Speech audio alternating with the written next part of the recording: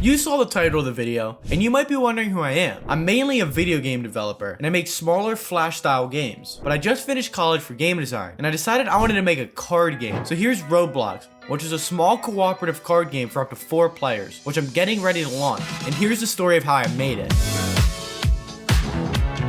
So this journey started during college, when I ended up taking a class about board game design. Up to this point, I've only made video games, so this was very new territory for me. But I decided it seemed like a fun challenge anyways, and it brought new limitations on what's possible within the design itself. Also with board games, you get to collect small cubes and tokens, which is a lot more engaging than collecting $30 skins and DLCs. So I had an idea for a game that teaches itself through the cards, by connecting lines to each other. I went right ahead and made this into a prototype, which consisted of spending hours on artwork, days on creating the perfect. I'm just kidding. It was just some lines on some ripped up paper. But I went right ahead and started testing it out to see if it was even fun. And to my surprise, it was. As our natural caveman instinct is, this line connects to this line. With this main mechanic out of the way, I needed a goal for the players. And I wanted this goal to be simple and include all the players at the same time. At first, I had a scoring system where you gain points by blocking each other off and for hitting different milestones, and it was competitive against the other players. But I didn't really enjoy this system, as the scoring was arbitrary and the goals weren't entirely clear. That's when I had a new idea. What if the players instead went down below to subscribe to me and like the video? I'm just kidding.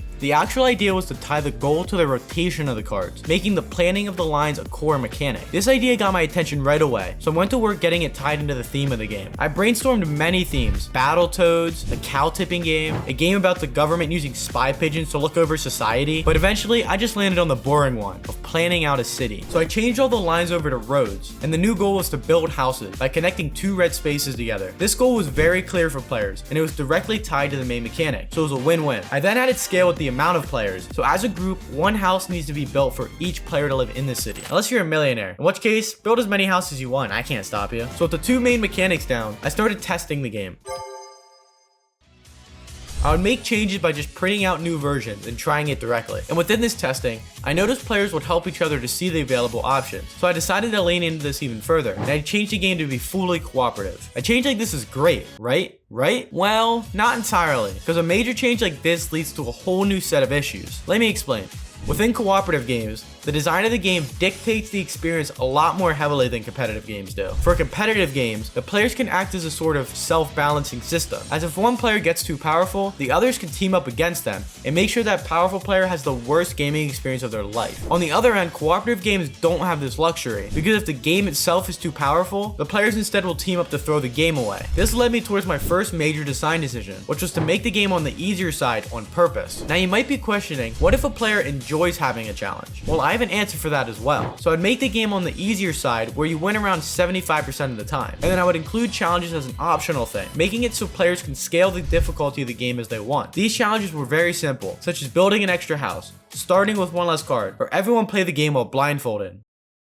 That last challenge isn't actually a thing, I'm kidding. Still, these simple challenges hit the best of both worlds, as casual players are given the relaxing experience they want, where they can win the game about 75% of the time and feel they're a genius, while players who like to suffer can mix and match the limitations for themselves and make themselves suffer. Now that I have the core design down and the theming down, I wanted to add a bit of complexity. In its current form, Roblox was too simple, and it made it boring after a couple of plays. This is when I leaned into the theming further, having the players really plan out a city. They would first need to decide where potholes would go, what local rivers they want to pollute, and how to best to deal with inflation. I looked at all these options, but then I remembered I wanted the game to be a relaxing game, not a reflection of their own city. So the first thing I tested out was having mountains and lakes. These just acted as a simple obstacle for the players to avoid, but I actually didn't like this direction, as both the mountain and the lake did the exact same thing. So I went a different route with having businesses. I made 4 icons for different businesses, being a factory, a bank, an airport, and a construction site. These act as the roadblocks within the game. Now they do act as a tile that will block the player, but there's a little more to them. With there being 4 different types of businesses,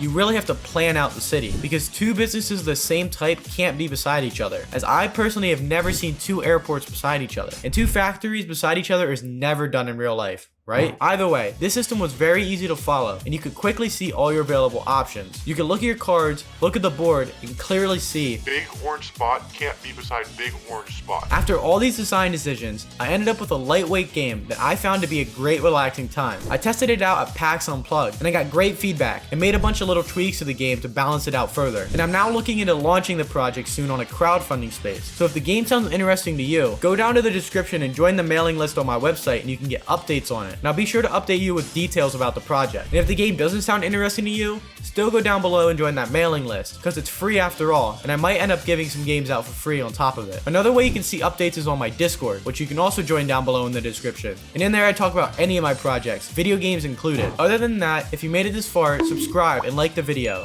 Thanks for watching. See ya.